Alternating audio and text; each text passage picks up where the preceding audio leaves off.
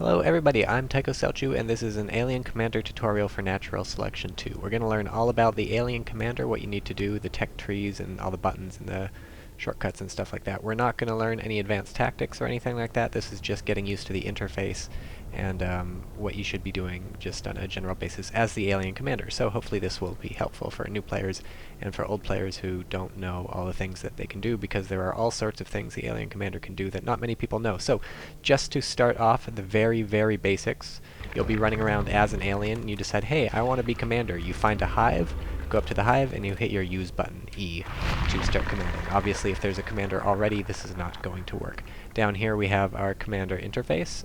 It's just QWERTY above the top, and then ASDF, and then the next set of keys. So grid hotkeys, good to go. The first concept you need to know is how to spread these cysts as the alien commander. The cysts are what lay infestation, dynamic infestation, all around the maps, and it's important to spread your infestation far and wide. So in the first build menu, you notice the first thing you can build is a cyst. These cost 1 team resources, and so you can place them just like this. You can only place cysts within range of other cysts. So you hover over a cyst and you can see its range. You can place sort of as many as you want in a long chain. You don't have to wait till the infestation catches up to the cyst to place it. So if we place a long chain of cysts like this and we just give them some time, eventually they'll grow infestation all around the map and that'll be linked up. This is important because if we want to take, for example, this resource point, we have to wait until there's infestation around it. And so you want to get a cyst close to it and wait for it to spread. And then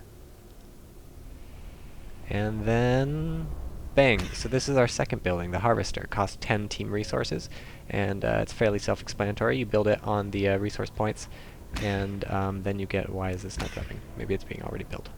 That's buggy. And then you get resources from the point. So these are important. That's pretty basic strategy. You want to secure as many resources as you conceivably can, as fast as you can. So that's what you do with the Harvester. The next building you can build here, 15 team resources to build a whip. Let's build one of these. Actually, let's build it over here. Let's build a couple of those. The whips are sort of, they whip at people, and they can also bat back marine grenades if they're fired at them. So hopefully you've seen whips before. If you haven't, this is what they look like. We can actually jump out and get a good look at them. Hello. Jump. So those are cool. And we'll learn what the whips do later when we go into the specific buildings. And then finally you can build a hive. To build a hive you need to build it on an open tech point. They look like this. We can't build it here because there's a marine comm chair there. But a quick second hive is a very popular strategy for aliens, especially if you can hold them, especially in competitive games when the players are good enough to hold them. So you want to get your hives down pretty fast. Why do you want to get your hives down? Well, let's talk about that. Let's talk about that now. So the alien tech tree sort of begins, one place it begins is at the hives. When you drop a hive, it's just a hive, but from there you can upgrade them. So all these 3 hives here have already been upgraded. We have all 3 kinds. This down, whoop, that's not the hive. This down here is a shift hive. This over here is a shade hive. And this over here is a crag hive. So these 3 hives have different abilities, and, well, no, they don't have different abilities. They let you build different buildings. A crag hive lets you build crags and shells. A shift hive lets you build shades and veils. Sorry, a shift hive lets you build shifts and spurs. And then a shade hive lets you build shades and veils. So, that's the first sort of step down the tech tree. You upgrade your hive. Let's say you upgrade your first hive to a shift, and then you build a shift and maybe some spurs. Probably you build a spur and maybe some shifts. So eventually when you have 3 hives, you can upgrade 1 of each. There's no point in getting redundant hives. You don't need 2 crag hives. That's kind of a waste. You don't need 2 shift hives, anything like that. So let's say we've built a crag hive, and now we can learn about the crag building. So there's 2 buildings you can build from a crag hive. There's the crag and the shell. There's always 2 sets of buildings from each type of hive. The ones up top are sort of utility buildings. They do things for the aliens. And the ones down on the bottom are upgrade buildings. They're used for the aliens to get upgrades. So the utility building for a crag hive is a crag. The crag heals aliens around it, so it's very helpful to have near the front lines for an attack. And it's very helpful to have around your hives. So if your hive gets attacked, it'll heal it, and also heal sort of people around the hive defending it. So you notice, look, it heals players and structures around it. And then it also has an ability you can trigger for 3 resources. It will heal nearby units very quickly. So this can be helpful for sort of supporting your team in some sort of attack or defense or something. So if you build a Crag Hive, you can build a lot of Crags. But mostly the first thing you're going to want to do once you've upgraded a Crag Hive or any kind of Hive is build a shell, your research building for the Hive. So a shell is, it grants aliens upgrades. So this is just a shell. We can upgrade it to a Carapace shell or a regeneration shell. If I upgrade this to a Carapace shell, it'll upgrade, and when it's finished, all of our aliens on the ground can upgrade Carapace. So it'll say Carapace evolution available, and then we can go to our upgrade menu and choose Carapace and evolve it. And so that's important. Pretty much very quickly when the game starts, you're going to want to choose your evolution that you go for. So Carapace is popular. There's a bunch of, they're all good. But so that's Carapace, and then we'll probably want to build a regeneration shell too. You don't need more than one of these. You don't get multiple levels of Carapace or something. You just need one Carapace shell and one regeneration shell somewhere on the map for people to have this. But of course, if the Marines find and kill your Carapace shell, you'll have to rebuild it. So if you're swimming in resources, you can build redundant shells or something, spread them out all over the map, whatever. Let's see. That's it for the Crag Hive, actually. The next type of hive, let's do a Shade Hive. Where's our Shade Hive? It doesn't really matter, but this is our Shade Hive. The Shade Hive lets you build shades and veils. So let's drop a shade right here, and let's drop a veil right here, and a veil right here. So the shade is pretty neat. It cloaks nearby structures. Look at this. Foosh, they're invisible! That's pretty self-explanatory. And you can create this, click, and this will hide alien units. Makes it very difficult for Marines to see them. I'm not sure if this counteracts sensor scans or not, but it certainly looks cool. Very blue. And look, hallucination. Ooh, that sounds good. Let's click on that, but no, we can't. So now we learn another concept about the aliens and alien commanding and stuff, which is maturity. Every building you build starts at 0 maturity, and as it matures, it gets more health. And then a lot of buildings, when they reach 100% maturity, they get a new ability you can upgrade. So for example, this whip, these whips have been around for a long time, so they're at 100% maturity. We can upgrade Bombard. Yoink. And once this upgrades, it will bombard people. So that's pretty cool.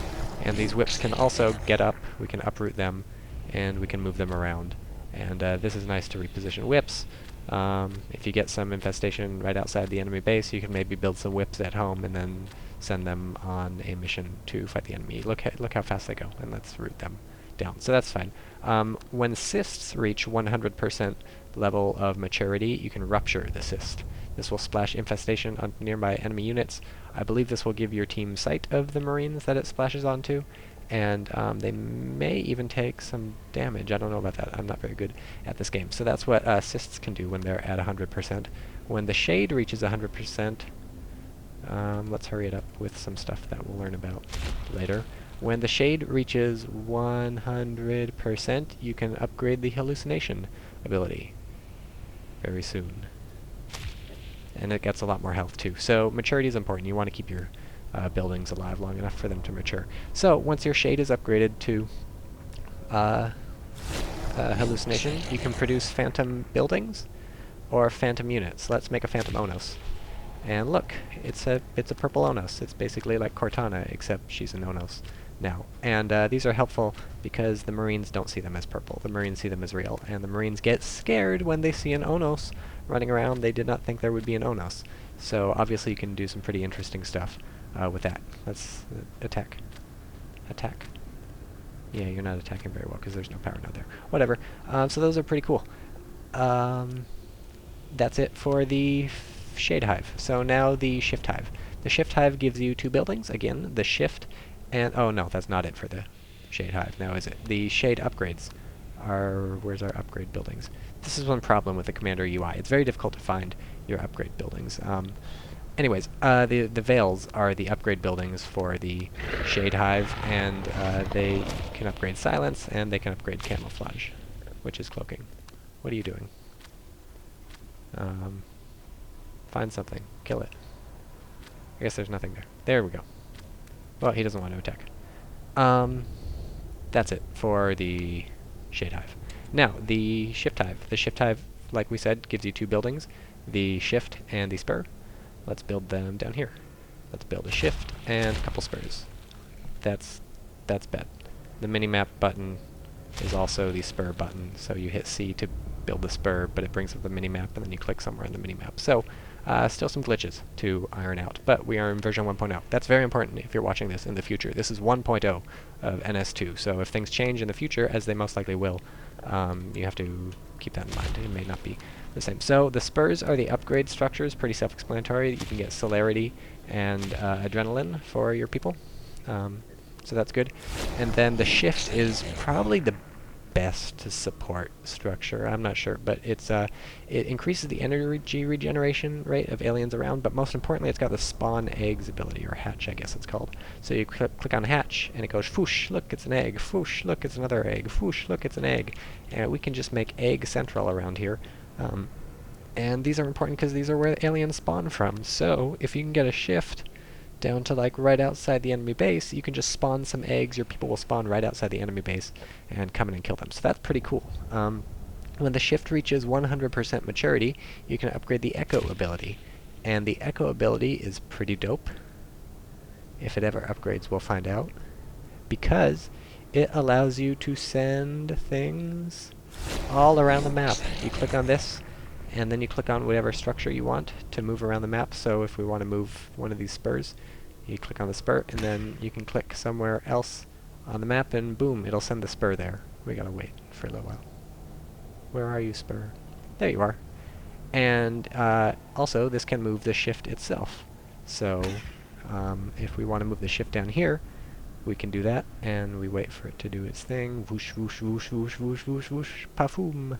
And here we go. And now that the shift is here, we can spawn a bunch of eggs out of it. So that's pretty cool. Good little tactic there. So those are the support structures and the upgrade structures for all three types of hives. You now know pretty much the basics of the tech tree for the aliens. Those are all the buildings you have to worry about, and the way to get all the upgrades. So we've also learned about spreading infestation, and now the last thing to learn about are your commander abilities. So you have two, kind of. There's the cyst explosion thing. So you can do that, you can rupture the cyst. But your real abilities are Nutrient Mist and Bone Wall. So Nutrient Mist speeds evolution for 15 seconds. So if I missed, let's say I build a couple crags, and they're building too slow, so I'm like, let's Nutrient Mist, and now they'll build faster. And they'll mature faster too. So Nutrient Mist is nice if someone's evolving an Onos or something, and you want to speed them up, anything like that. Your second ability is Bone Wall. It's what it sounds like. Look, it's a wall of bone. It lasts for a little while, and then it goes away. So that's pretty cool. Doesn't damage Marines or anything, it's just a wall.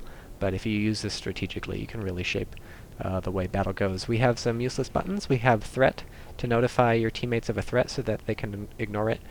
We have Need Healing here to tell your gorges where they shouldn't go. And we have Expanding here to let people know that they should never bother defending that position. And those are helpful buttons. You have your mini-map down here. Up here you have your resources on the left. These are the team resources, the number of harvesters you have, and the number of drifters you have. So drifters are cute little guys that you can build at the hive. They are cloaked, unless they're moving around, in which case they aren't cloaked, and they walk around and they can create little enzyme clouds. These are ways to support your alien friends, because these will increase their attack rate. In the enzyme cloud, it doesn't last very long though, so you gotta use your good, sweet drifter micro to cloud up all the enzymes all over. And these are especially nice because they'll give you sight of an area, right? So if I put a drifter here, if any Marines walk by and start trying to build this, I will see it and I can tell my team. And so the Marines will have to be careful to try and find the drifter. Try and keep these out of the way so people don't accidentally walk into them, because that'll discover the drifter. And oh, the most important part of the tech tree, which I almost forgot. You click on your hive and there will be a lifeform evolution button. This will evolve the abilities for the aliens. So like if you want Sculpts to be able to leap, you have to evolve leap at this hive, or at any hive. And if you want Gorges to be able to biobomb, you have to get them here. So these take a little while to research, and they cost a fair amount of resources, but you should pretty much be getting these fairly soon, because your team's going to need these sorts of abilities. Fades without blink are not so fantastic. Lurks without spores can deal with it. Onoses without staff. who cares? They don't even need stomp. But yeah, you gotta start researching this stuff, and then you can get Xenocide for skulks and stuff, so that's very important.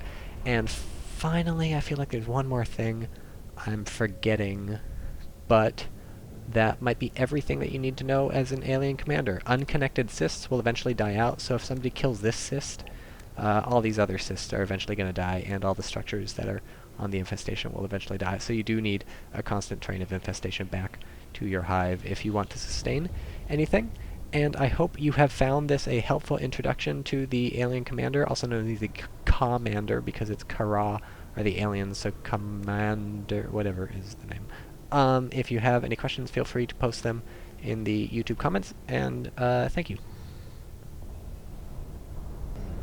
And actually, I remembered one more thing before this tutorial is over, and it's a very important thing. Eggs are where aliens spawn out of, but also what you can do is you can build life forms right into the egg. So for example, let's create a fade egg right here. You select the egg, and then you click on the fade. And then you spend team resources, and you turn this into a fade egg, and then any alien can walk up to this egg, hit use, and then they'll gestate into a fade for free. So that's very important. If your teammates don't have enough money to evolve on their own, you can just make them eggs for yourself, and that's a great use of team resources. So hopefully that is all we need to know about the alien commander, and I hope I will see you in Natural Selection 2, where you will kill me because you are better than me.